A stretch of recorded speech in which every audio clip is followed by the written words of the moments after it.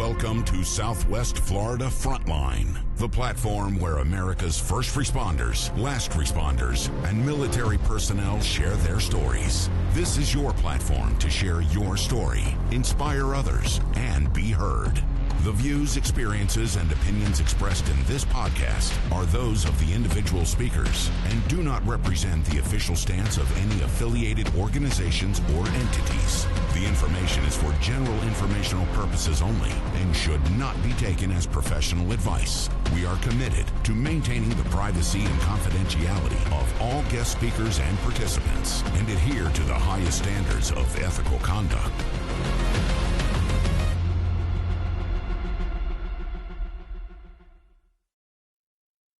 Aloha and welcome back to a new episode. Today's guest is Kate.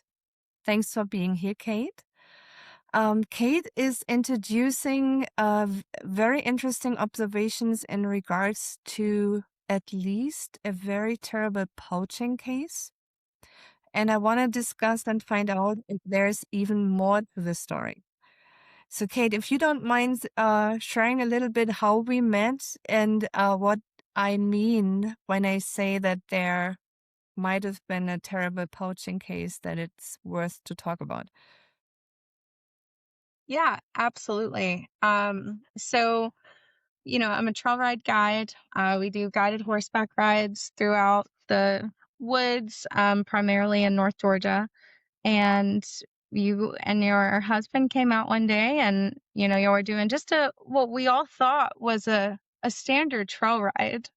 We were just going out for funsies as one does. And we were probably about what would you say, maybe not even an hour in, and I started describing, I had found these carcasses that were along the trail. And immediately, that's not fun. But I wanted to let my riders know to be on alert. Just in case, heads up. We ran into these a while back. I don't know if it's from a predator or, a person or, maybe just a hunter dropped them. But we were just riding through. And then I think that was when we were a little bit further in and we spotted one up on the bank that I hadn't spotted previously. I think it was the one that was in the creek. And we were like, okay, that's strange. And we kind of kept our eyes out. And then we had found, gosh, it was like maybe 3 more, I think, just along that way in. And you having your history and me just being a little country bumpkin, I didn't think much of it other than just maybe a hunter had kicked them out. But it was weird that there was more than one in such a short, time. What's the word I'm looking for? Area. So just riding through, we turned around and came back. And then on the other side of the road, we saw 1 or 2 more. We're like, okay, now we're on high alert and we're still talking about it. When we get back to the trailer, there were those ones that were almost seemingly fresh right by the trailer, which was strange because it was right by a public road. You'd have to be pretty quick to do something like that in the daytime to just kick them out like that. And they were deer. I don't know if I had stated that before, but they were deer or doe, female deer. But I believe in total there was maybe 8. I can't remember exactly the count at this moment, but it was enough to raise red flags for everybody, apparently, except for our local law enforcement, who didn't take it seriously at all. We'll get into that later, but get back to the trailer and we noticed those there. And then we noticed some vehicles that were a little bit suspicious coming by pretty slow, eyeballing, which is normal. When you're riding down the road on a horse, people are looking at you all the time. But this was different. It was almost like 1 or 2 of these little pickup trucks was just real off feeling when they went by. And then I think we even had this same one come by us again, follow us back to the stable because we trailered off property for the ride itself, probably about 2 miles down the road, 2 to 3 miles. And then there was one, I believe, that was the same kind of little truck as what we saw coming in the first time. So that was really strange. The deer had looked as if they were skinned and nothing was harvested. There was still meat on the rib cages. There was still meat on the legs. It was early December, so before any heat had set in, predators weren't really out scavenging because they'd sat there for weeks. Nothing picked on them except for like buzzards. And typically in our area, a coyote would have come through and drug it off by then, or even black bears, when push comes to shove, they're scavengers. They'll eat meat. They'll come through and pick it off, but they sat there for forever. I remember the first one that caught my attention was up in the creek, and where it was way up on the hillside. And this is a creek that our horses drink out of, way up on the hillside. And there was just full bones hanging out. The head was still there. I mean, it was still together, but it was just bones. So that was like, okay, well, why would you put it in the creek? That one, and then several others that were just strangely placed along the roadway. Yeah, thank you for this summary. It really was a very interesting case, and I want to dissect this a little bit more in detail, and go back to when we met and drove to this little side area on the curvy road in the valley where we did the horseback ride. So the interesting part is, now looking back in retro perspective, that it took some time for you to get the horses from the trailer. It was obviously 3 horses. We were there in our car. You were there. So we stood there for quite some time. I would say at least 10-15 minutes probably. And then we went up on the horses so we could actually overlook the area a little more. And none of us saw those carcasses when we started. So that's a very interesting point, because when we later came back, all of a sudden we found 2 or 3 carcasses, fresh, literally behind your trailer, as if someone has dumped them there while we were out with the horses. So we go on this horseback trail ride, and at some point, like you said, we are crossing this little creek, or we are like walking by the little creek where you said that you found a carcass. And I think, if I remember correctly, you shared that story because you didn't want the horses to drink there, because the carcass could potentially still be in there. And this is how our conversation started. And at that point, it's like, okay, that's not nice. I mean, but illegal hunting is obviously against the law, and it is, an act of animal cruelty. But at that point, I wasn't really thinking deeper about it. So we continue our horseback ride, and all of a sudden you point to the left and you say, "Yo, by the way, here was another carcass." I found, I don't remember, which time frame, but let's say a week later, you saw a second one. And then you told us about a third one along the horse trail ride. And I was like, wait a minute. 2, I can see being a coincidence, but 3, that's usually in forensics what we call a pattern. Yeah, so thank you for pointing that out, because so we came in, we crossed the little creek. There was the one that was up in the creek that I was like, hey, please don't let them drink right here. There was a carcass up here a couple weeks back. We walked a little ways down and it was in a big bend. And then there was 2 that were off on the left in the ditch. And then it was there was a pile, like 2 or 3 squirrels. That's what it was. That's what sparked like the full, okay, what's going on? Because they were in the middle of the road, like they had just been placed one on top of each other and just squished flat. It feels so like distasteful to say, but that's what it was. Like they were flat.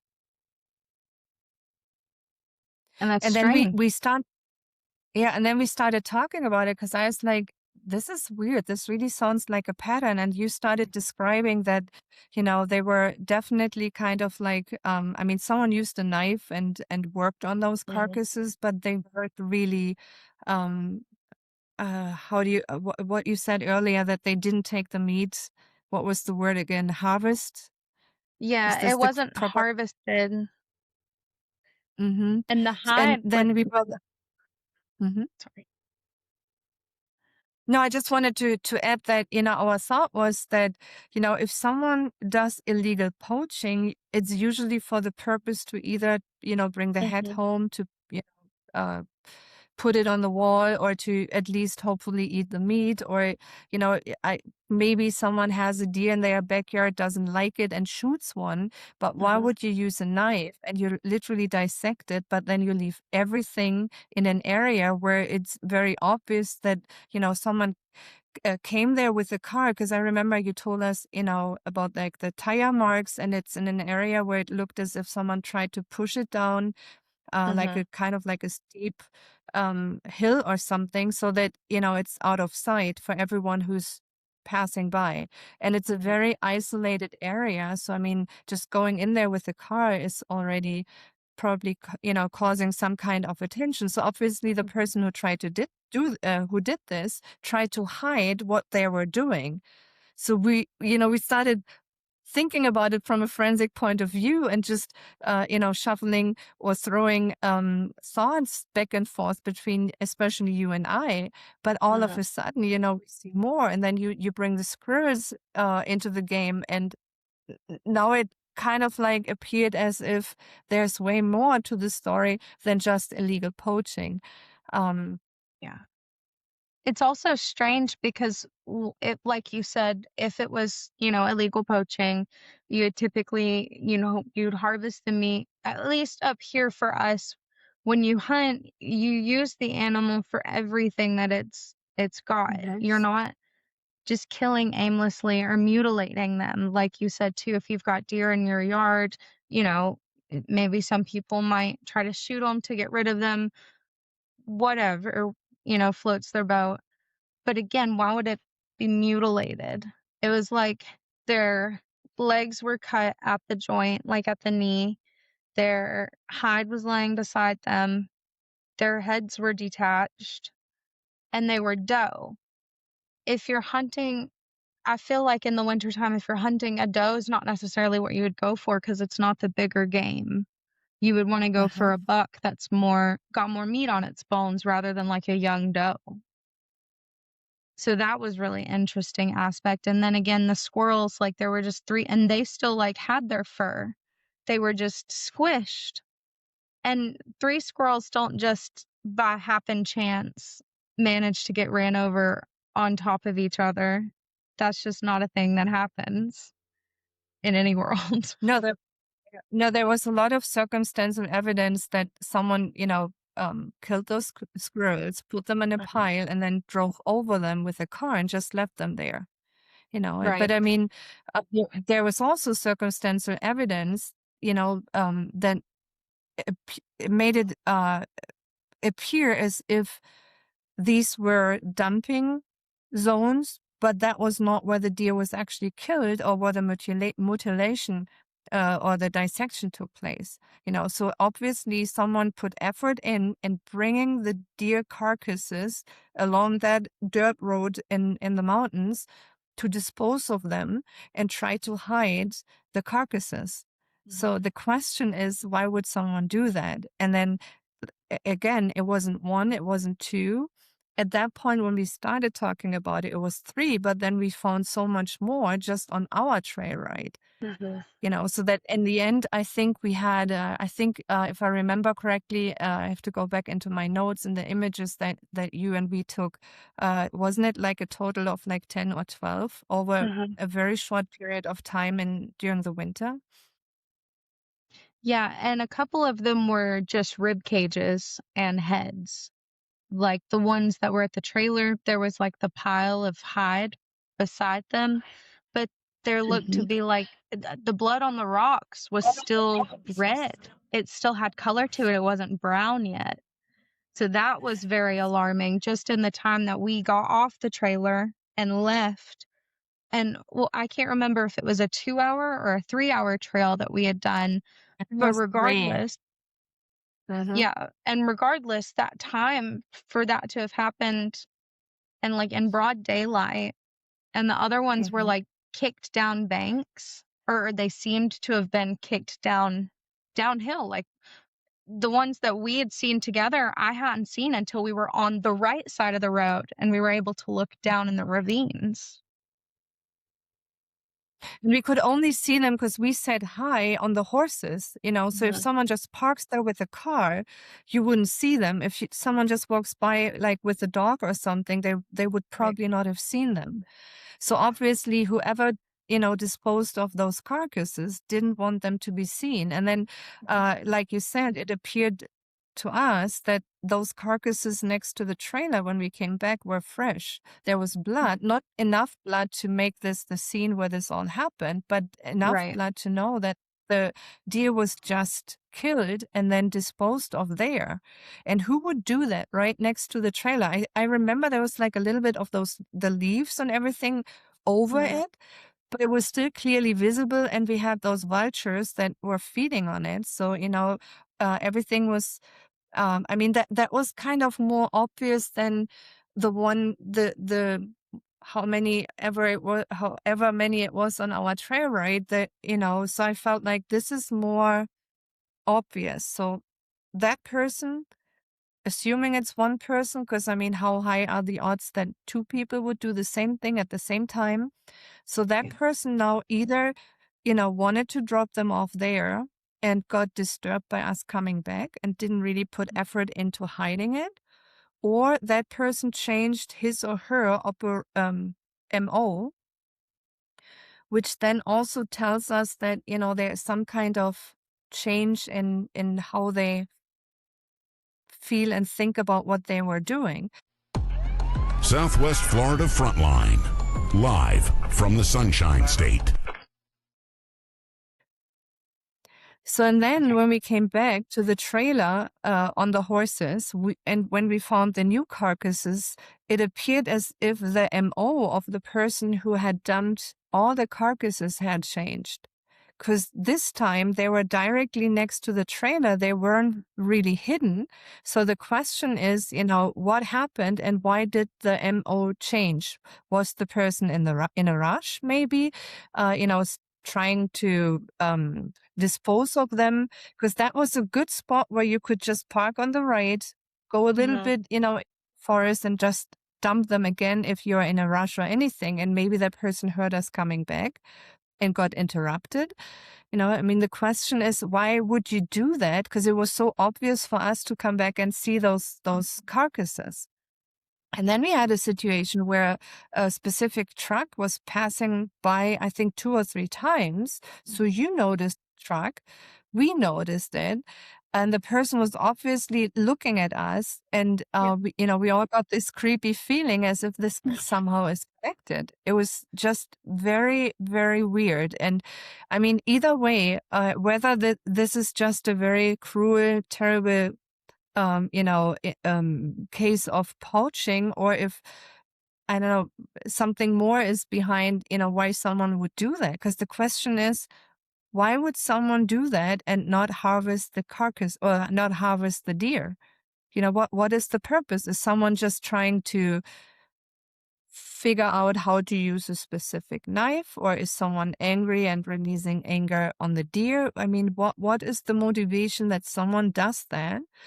Then harvested those deer at home or somewhere, and then bringing them to location in order to cover everything up and dump them, just to end up dumping 2 or 3 next to the trailer where we parked with the horses. So from a psychological point of view, or forensic facet, it's very interesting to think about that case. So I doubt that this was just poaching. Yeah, I really don't think that it just so happened to have been somebody poaching, or even if they were hunting legally. just because the circumstances of everything are so strange. And to kind of paint a picture, for listeners and viewers, or however it works out, the trailer was parked. We were on the right side of the road, and the trailer was parked in the grass, and we were maybe on, what would you say, maybe like a 3-footpath right there between the trailer and the bank. So the fact that we didn't see the deer, the carcasses that were there on the rocks when we were on the horses riding out, and then saw them coming back, was just kind of astounding because of how close we were. Like it was not even, if we reached down, we could have touched them. And kind of touching base on what you were saying about maybe their MO changed, like, was that to scare us off? Did they think if they put them right behind the trailer that we would kind of take the hint and stop parking there? Like, that was strange. And then the fact that, that suspicious vehicle had drove by 2 or 3 times and then also seemingly followed us to the stable was just very odd. And then, after that, it stopped. So you didn't find any more carcasses.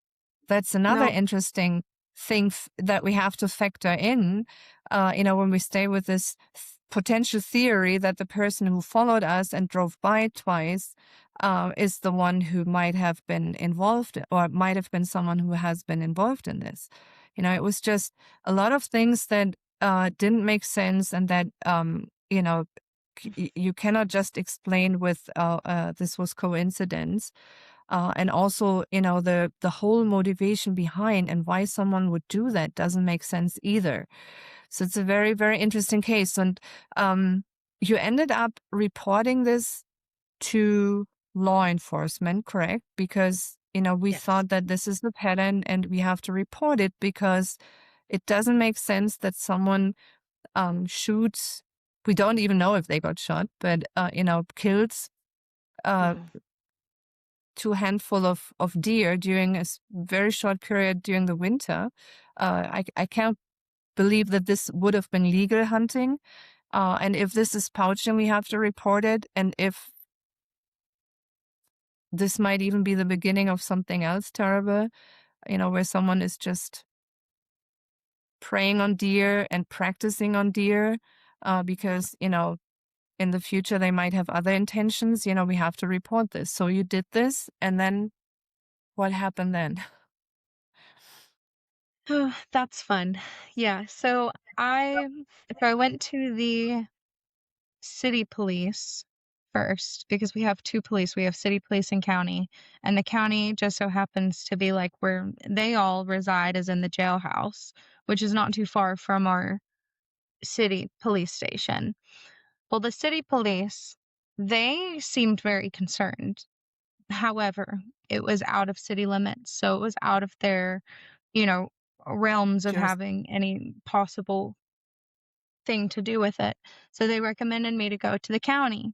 So I went to the county, and I got laughed at whenever I tried to explain, like, this is strange. I don't want to be like that person that cries wolf, but if it's not poaching, then this is not great. And the main goal for me even going to the police was to ask if they could just sit a game warden out there, because that's not the first time that we've seen animals out there. Like, we had a year or so ago, or maybe 2 years ago at this point, there was like 4 or 5 coyotes piled up like further down into the area. But you could see the gunshot wound, and they weren't mutilated. They were literally just their bodies left to go back to the earth as they should. But these deer were not.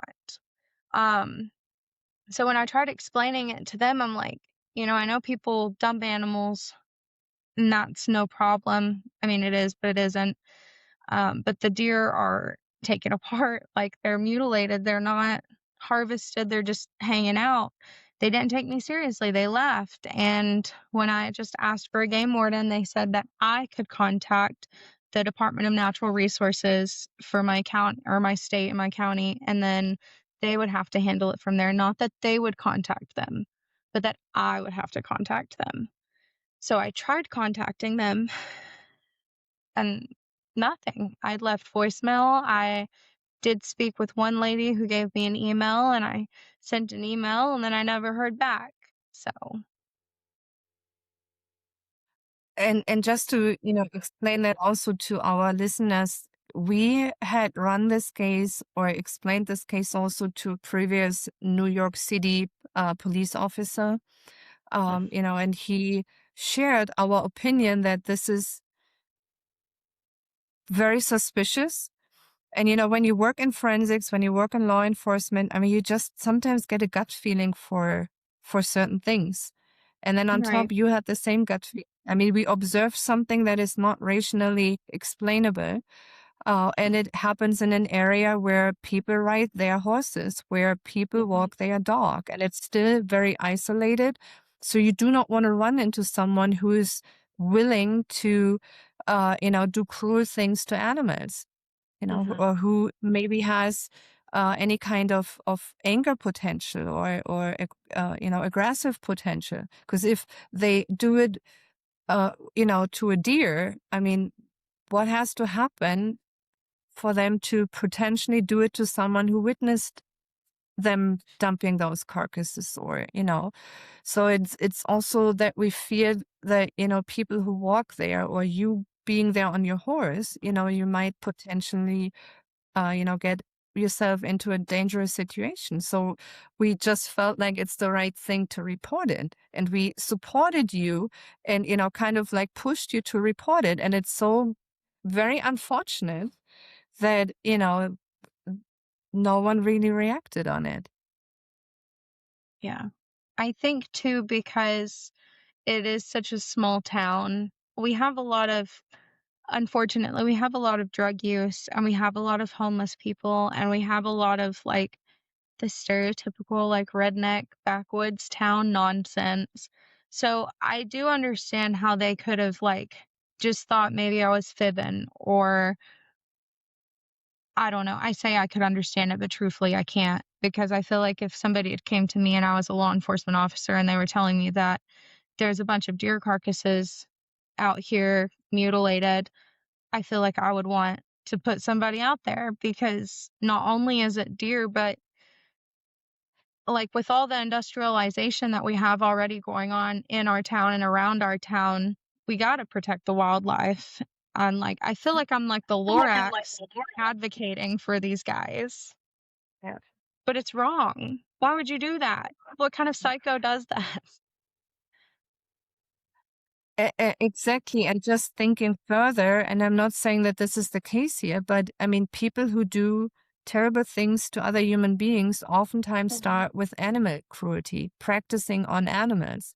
I mean, it's hard to prove that, but that was also always in the back of our mind. Either way, someone is doing very cruel things to another living being.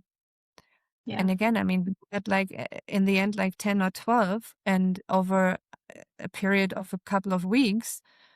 So that is obviously an established pattern. And then once, we noticed the carcasses next to your trailer, and we felt like someone is watching us and following us, all of a sudden it stops. And now you don't have those carcasses there anymore. So that tells me that what if we were right, and the perpetrator was watching us and, either changed, well, in this case, it would have been a man, changed his MO, or he just moved to a different location, or maybe he moved away and now is doing it somewhere else. But I don't think that if you do this to 10 or 12 deer, all of a sudden your desire of wanting to do that stops. We know from psychology that, it's actually building up. And if someone stops it, that's usually because they move somewhere else. They continue doing things like this somewhere else, or they end up in jail, or they move to another country. So it appears as if it stops, but it doesn't change that their initial desire or, whatever made them doing this in the first place goes away.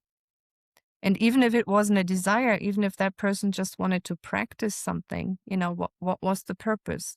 What did this person try to practice? And why female deer?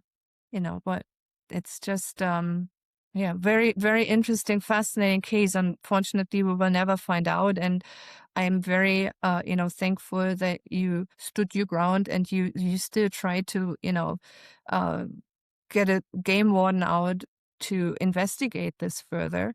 And I'm very sorry that, we had to, I don't know, encounter so many pushbacks and people not taking it seriously and even kind of like making fun of you.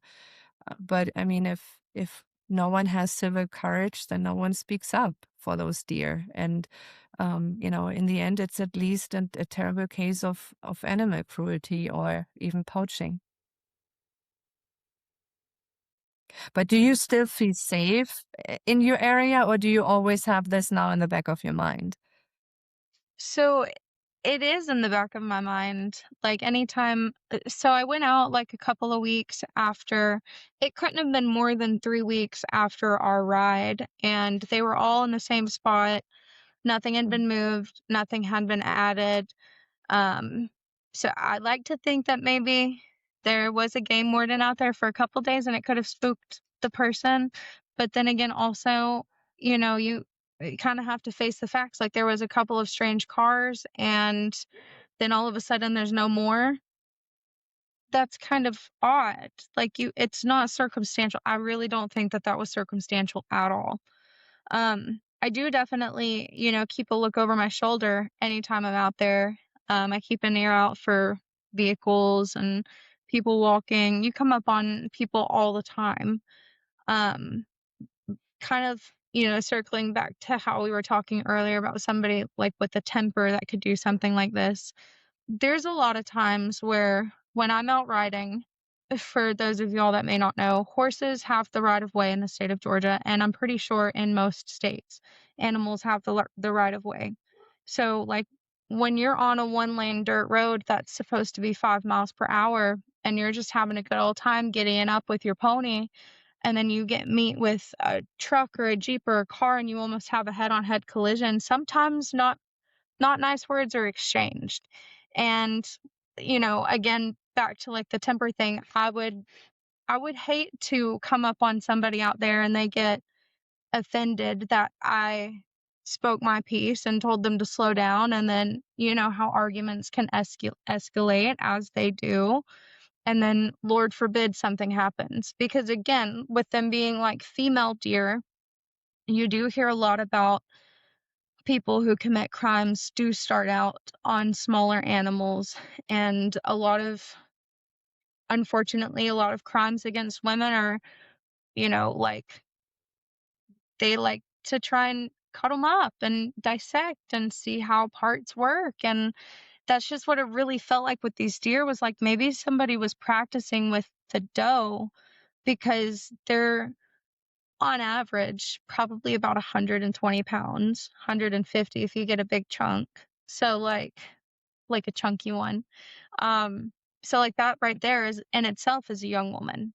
Or if you get one that's like 80 to 90 pounds, that right there in itself is like a young child. Like that, it's just strange. And being a woman in today's society, unfortunately, you do really have to think about those things, because you never know who you could run up on.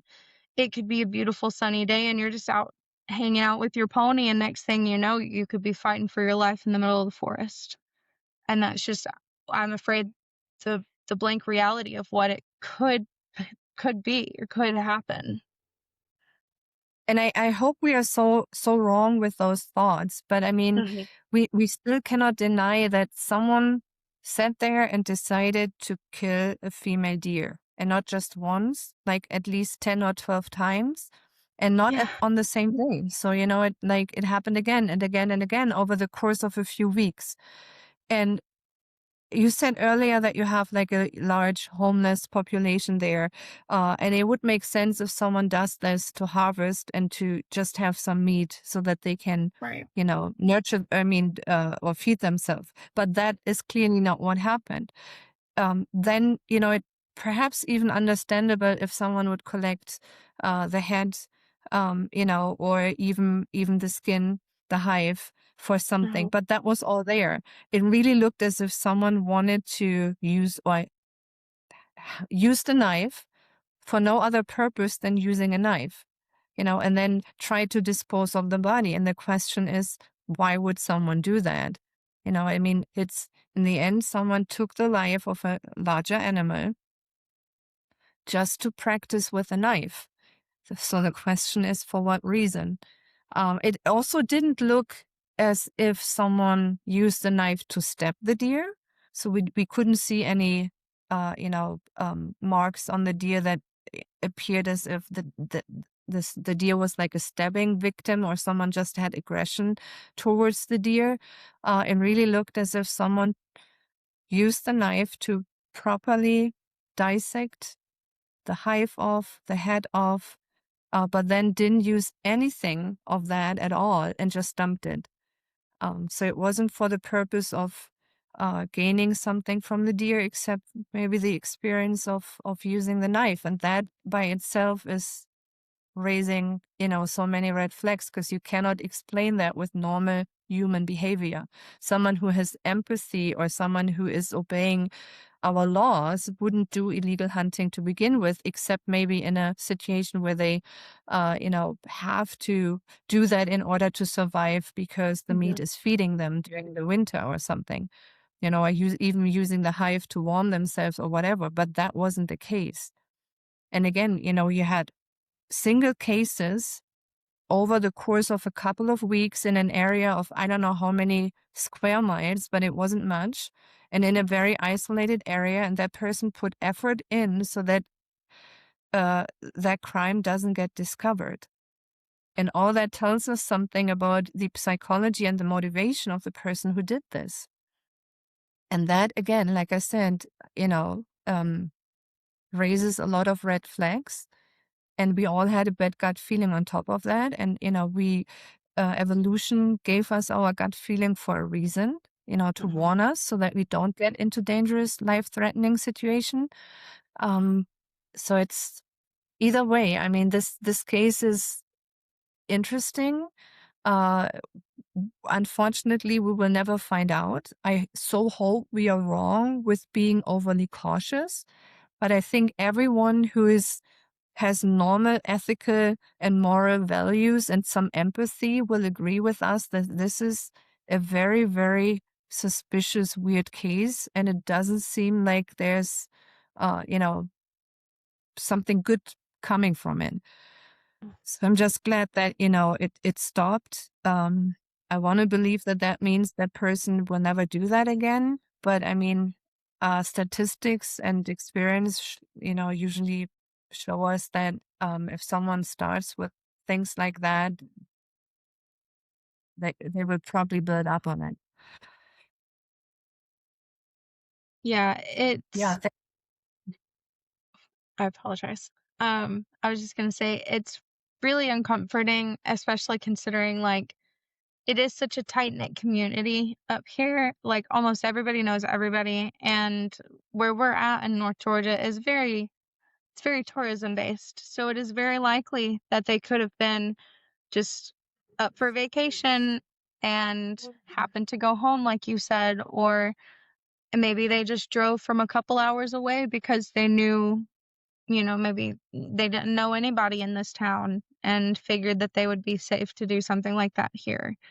Or it could be somebody, for all we know, who owns one of those old rundown properties back there or a cabin. And, there could be like a whole, I don't want to be right, but there could be like a whole shack up there full of deer or worse, you know? So I really, really, really do hope that we're wrong. But Well, I again, mean, it's just so it, it, strange. and it's really worth thinking about what you just said. That person probably has a place where he or she, but usually, statistic wise, we know it's oftentimes a man who does this. And if we are right, because we were watched and observed by a man, that might have been the person. But I mean, he or she definitely had a place where they felt safe doing the regulations, doing the dissection. So that is very likely an isolated place, because otherwise neighbors or family members would see that they are doing illegal poaching and on a frequent basis for no other reason than, using a knife. And yet that was not the place where that person wanted to dump the deer either, So the deer was shot, I believe, or whatever, captured at some point, brought somewhere where this happened, where the mutilation happened, and then it, was driven somewhere with a car because we saw, or truck because we saw the tire marks, just to dispose of their bodies. And that is a lot of effort, a lot of thought that someone put in there to do that. And a lot of I mean, this is also something that you can't do in like just half an hour. So someone really wanted to do that. And the question is why? Because that is not normal human behavior, especially not if you have 10 or 12 of those carcasses. And, this in total, just to explain it again to our audience here today, is why we think this is a case that, we wanted to make public, wanted to put out here for discussion. So please feel free, to drop us comments or your opinion down in the comment section and let us know what you think. I mean, does this raise any red flags, or do you think this is explainable with normal human behavior of someone who has empathy and is willing to obey by the laws in this country? Or do you think there's perhaps more behind this story? But either way, I thank you so very much for, sharing the case with us. So with me and Will, and then, also fighting for, getting law enforcement or the game warden involved, trying to make the community safer for the deer, but also for everyone who lives there, and then for ultimately sharing it here in front of our audience. Southwest Florida Frontline, live from the Sunshine State. In regards to like the experience, and thanking me for sharing it. No, I thank you for all of the insight that you've provided into it, because I honestly hadn't even thought too much of it until I was explaining it to you, and you were like, hold up now, partner. Listen, this is weird. Let me tell you something about some things I know, and then we'll regroup. And then, here we are. It is really disappointing that nobody seemed to take me seriously in regards to law enforcement or land management or anything. But I'm afraid that's just kind of one of the realities that we're in these days, is being a young woman not really getting believed, especially in like male dominated fields. And the only person that I spoke to that was a female was the city officer, and she's the only one that really cared to hear me out. So that just kind of went to show the extent of like stereotypical hometown, misogyny, kind of, in my opinion, is really what it felt like. Like, we're not believing you. You're just a crazy girl. But I thank you for your knowledge and just the opportunity to explore this even more and share it with so many people. And your friend from New York, like, that was an incredible opportunity there. Speaking with him was fascinating for little old me. So I've loved every step of it. So please keep us updated if this happens again this winter, because then you might be right with someone coming over just for the season. That would explain why all of a sudden it started and all of a sudden it stopped. Luckily, fingers crossed, nothing happened so far. But again, I mean, just because it stopped doesn't mean that, whatever happened disappeared. It might just be moved to a different area. Yeah. Yeah. Okay, yeah. Thank you so very much. Again, it was a pleasure You're having welcome. you and sharing this case with us. And yeah, if you have any thoughts, please drop us a comment, and then see you again next time.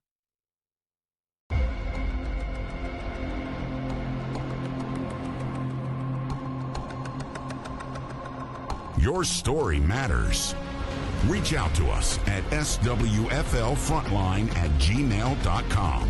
Follow us on Instagram, YouTube, Spotify, Apple Podcasts, and Amazon Music under @SWFL Frontline.